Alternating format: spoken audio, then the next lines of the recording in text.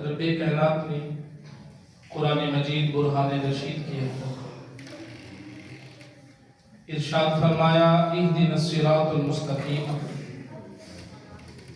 ہر بندہ یہ چاہتا ہے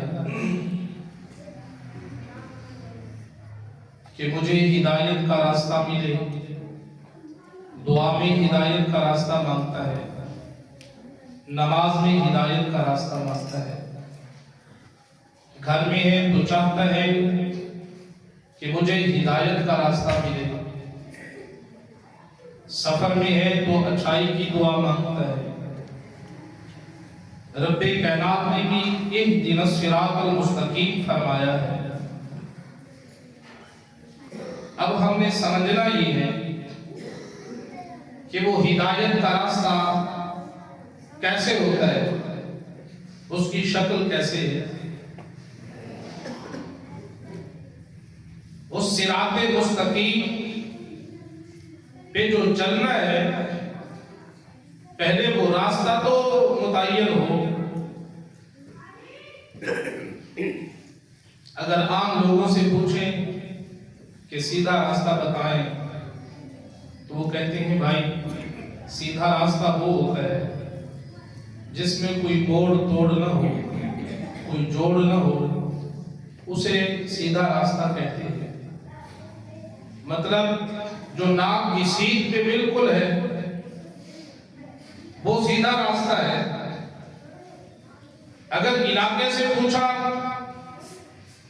معاشرے میں رہنے والے لوگوں سے جب یہ سوال ہوا، انہوں نے کہا بھئی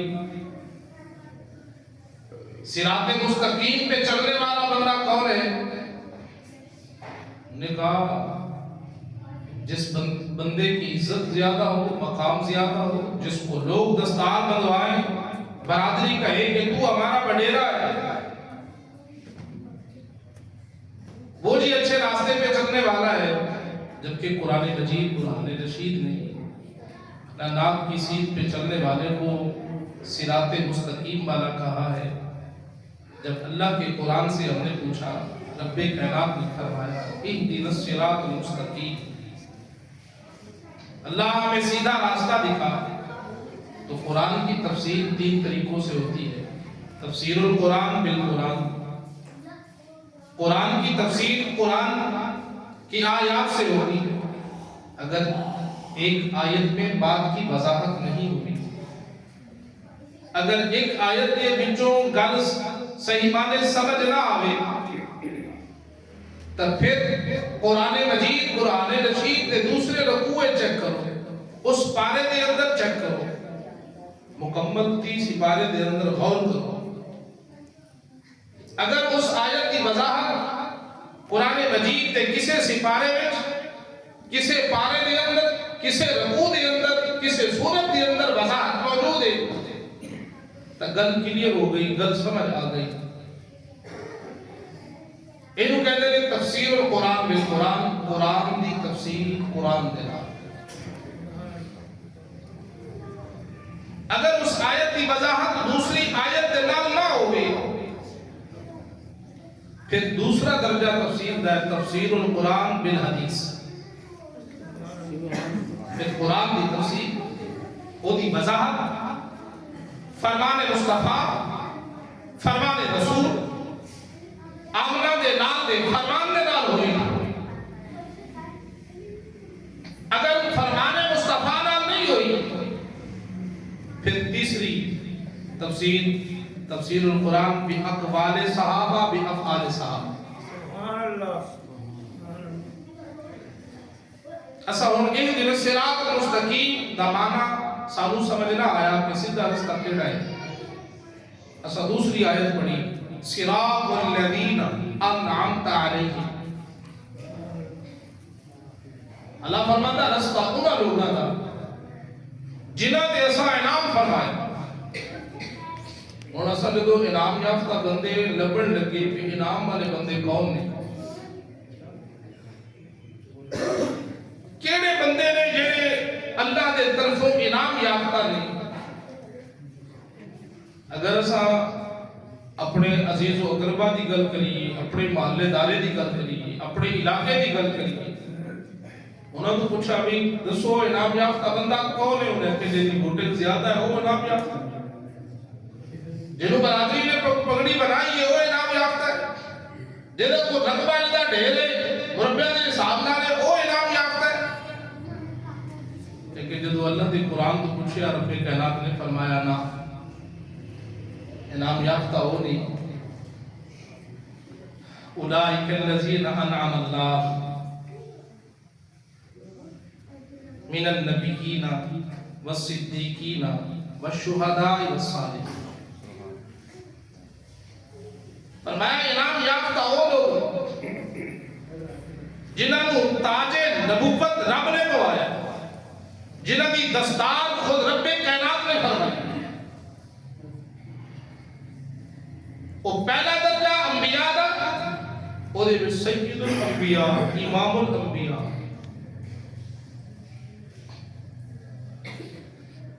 آمینہ دے لال حسنین دے نانا فاطمہ زہرا دے بابا، تو آڈے اور میرے آخر الزمان نبی دی مبارک ذات ہے۔ اس تو بعد صدیقی سچے تھے، کڑک سچے لوگ، وہ صحابہ کرام دی مبارک ذات ہے۔ والشہداء تیسرا درجہ شہداء، چوتھا درجہ صالحین، وہ تابعین تبع تابعین سلف صالحین، وہ معین الدین اجمیری ہے، وہ داتا علی اجمیری ہے، وہ بابا فرید گنج شکر ہے۔ معزز و محتشم سامعین و ناظرین، رب کائنات نے انہوں نے پوری لسٹ بیان فرمائی۔ آمنہ دلال تشریف فرما دی، صحابہ کرام رضوان اللہ تعالیٰ علیہ مجمعین موجود ہیں، حضور نے سیدھے رستے دی وضاحت فرمائی۔ فرمایا وَأَنَّ هَذَا صِرَاطِي، ایک لکیر آپ نے کھچی، لکیر کھچن کے بعد خودی طرف انگلی مبارک نبی اشارہ کر کے فرمایا ان ھذا صراطی، صحابہ یہ میرا سیدھا راستہ ہے، مستقیماً درست بالکل پکا ڈھکا، فاتبعوہ تم اس کی اتباع۔ سائدہ تے لکیرہ حضور نے کھچیاں، فرمایا وَلَا تَتَّبِعُوا السُّبُلَ، سبل جمع ہے سبیل، سبیل کا معنی راستہ ہے۔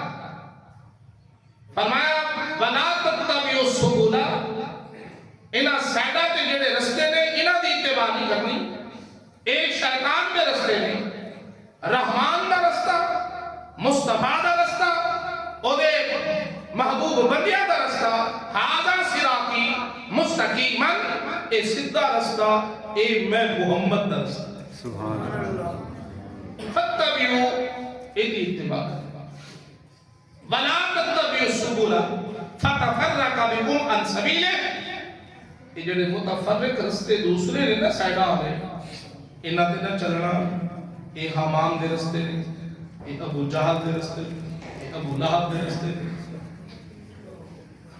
اے نمرود دے رستے نے، اے شداد دے رستے نے، اے انہاں دے باپ ابلیس دے رستے نے، انہاں رستے تے نہیں چلنا، تسا چلنا میں حبیب دے رستے دے چلنا۔